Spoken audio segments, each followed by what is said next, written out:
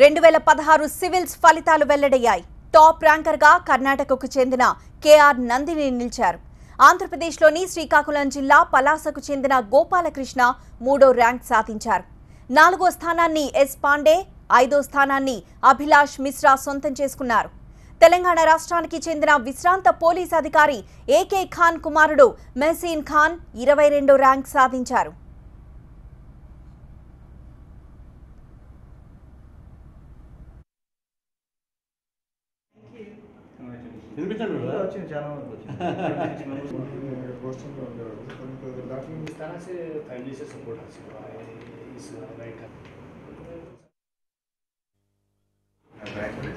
నాకు నా ఫ్యామిలీకి this was very coveted job అండి. So we're very happy all of అస్.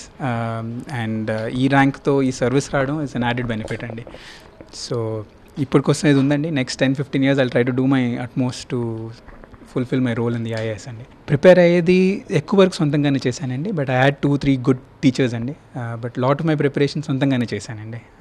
నేను I spent lot of time with the books, ఇది చూడడం, కనెక్ట్ చేయడం, ఇలాంటి మాటలతోనే ప్రిపరేషన్ జరుగుతూ పోయింది.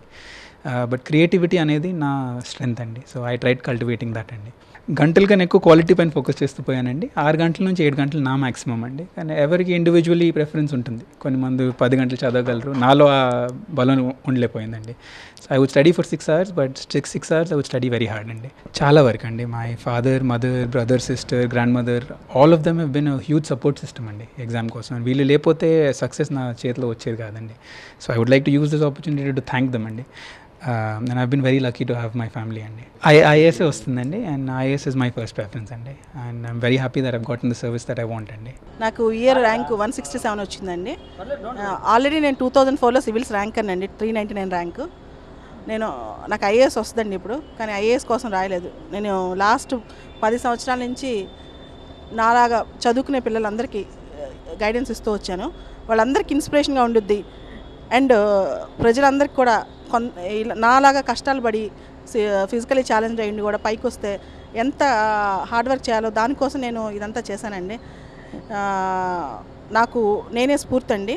ఇంకా చెప్పాలంటే పేద పిల్లలు చాలామంది కూడా మేము ఇంకా పైకి రాలేము, సాధించలేము, మేమేమీ చేయలేము జీవితంలో అనుకునే వాళ్ళందరికీ నా విజయం ఒక ఇన్స్పిరేషన్గా ఉండాలని చెప్పి నేను మళ్ళీ సివిల్స్ రాశానండి. ఆల్రెడీ సివిల్స్ పాస్ అయ్యింది కూడా. యూపీఎస్సీ నేను 2004లో పాస్ అయినప్పుడు బోత్ లెగ్స్ కేటగిరీ వాళ్ళకి, నాలాగా డిజేబుల్ వాళ్ళకి ఐఏఎస్ కష్టం అని చెప్పి ఇవ్వలేదండి. ఊరికే ఐఏఎస్ తెచ్చుకొని చూపిద్దాం. తర్వాత ఇప్పుడు మళ్ళా కొత్త పిల్లలకి, అందులో గ్రామీణ విద్యార్థులకి, పేద విద్యార్థులకి, ఇంకా కూడా డిజేబుల్ పిల్లలకి, వీళ్ళందరికీ కూడా ఐఏఎస్ అంటే అందరిని ద్రాక్షమణి కాదు, ఎవరైనా సాధించవచ్చు అని. ఇంకా నా భవిష్యత్తు ప్రణాళిక ఏమో ఐఏఎస్ తీసుకుందామని కూడా కాదండి, నాలాంటి వాళ్ళకి చాలామందికి గైడెన్స్ ఇద్దామని చెప్పి, ప్రజాసేవ చేద్దామని చెప్పి నా ఉద్దేశం అండి.